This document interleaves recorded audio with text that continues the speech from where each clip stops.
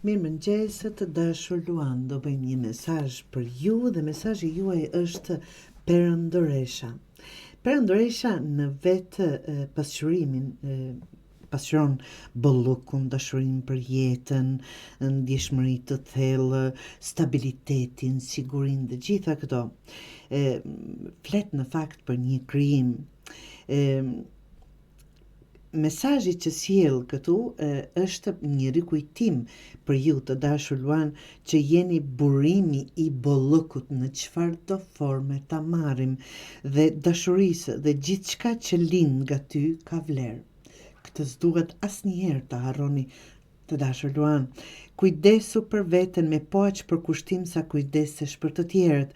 Mos harro se dhe rritja shpirtërore, idetë, dashuria dhe vetë projekti yt i jetës ka nevojë për ushqim dhe për butësi për të lulëzuar. Perëndoresha është një person që vërtet i jep për kujdeset, jep dashuri për kujdeset, mbron gjithë përreth vetes, por ndonjëherë apo shpeshherë, ta them kështu, personat e tillë harrojnë veten. Dhe është me një farë mënyrë që nuk keni ardhur këtu vetëm për të mbijetuar, të dashur Luan, keni ardhur këtu dhe për të lulëzuar.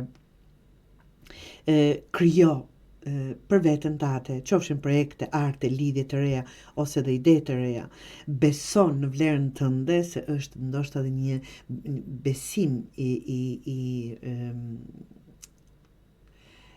një vetbesim i ulët, ta them për veten e juaj.